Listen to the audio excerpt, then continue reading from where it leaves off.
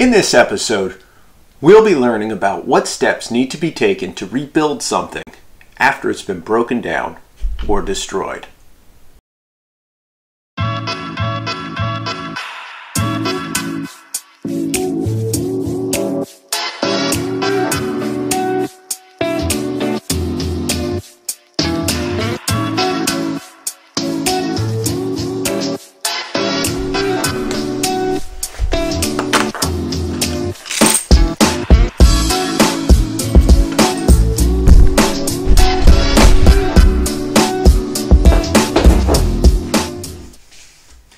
I know, you're probably wondering, what did this guy suddenly start doing a daily DIY vlog? Nah, it's just that today's topic is about rebuilding or reconstruction. So I'm really just getting into the spirit of things. When you take risks, there's always some chance that all will be lost. But usually, when you do the math, you figure out that this is the price worth paying. This goes for things like learning, business, sports, even life. Now there are times when your losses are left to things that are just out of your control. There could be war, a natural disaster, an accident. I mean, anything can happen. And it doesn't matter how well prepared you are. In these hypotheticals, when you lose everything. And it doesn't matter how everything was lost. What matters is the path that you take to build it back up again. That, my friends, is what we'll be talking about today. So what do you do to recover?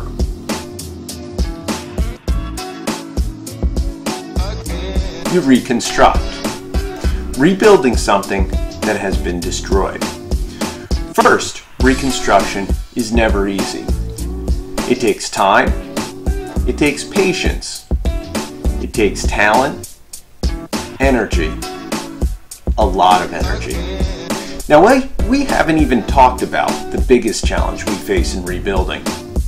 Can you guess what that biggest challenge is?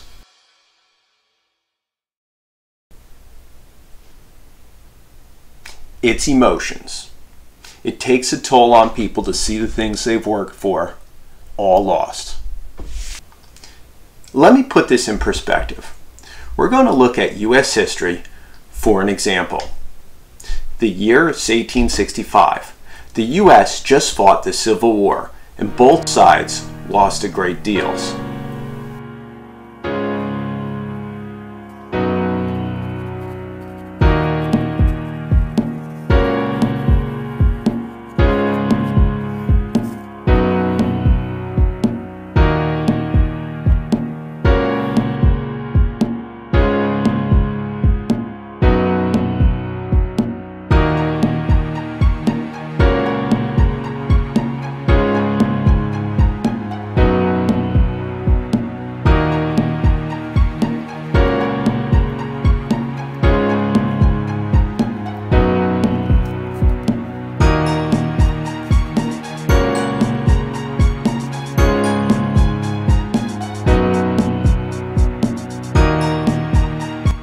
Anyways, here's the steps that it takes to rebuild just one home.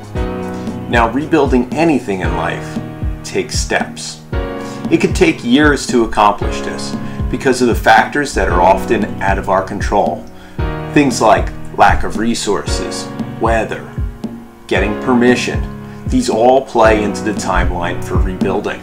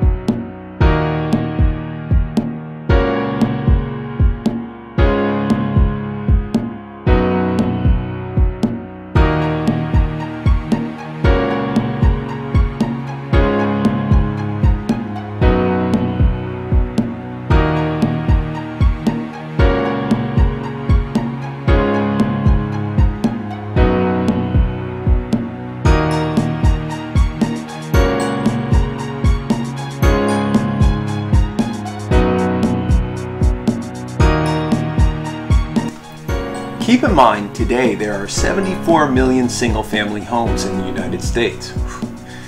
That means collectively we've had 74 million opportunities, at least, to perfect the process of either building or rebuilding a home in the United States.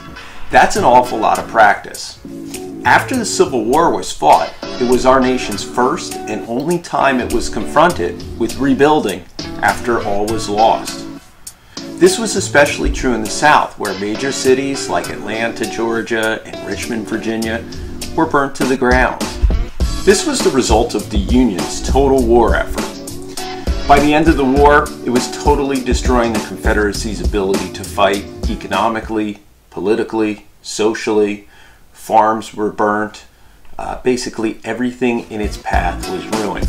This was done so that the war would end sooner, so that the nation could begin the process of rebuilding and healing sooner than later. The big problem, there was no blueprint. There were not 74 million examples to follow like we have now when it comes to rebuilding after a storm. Rebuilding the South and the nation and the relationships that were destroyed were completely new to the United States at that time. The major, most important thing that could then make the Reconstruction successful, there was one thing. It was great leadership. But unfortunately, there was yet another problem. 6 days after the war ended, our president, Abe Lincoln, was assassinated. I talked about that on my last vlog when I visited Vermont. So the country was left without its great leader and without a plan of action. Figuring the rebuilding process out had to come from trial and error.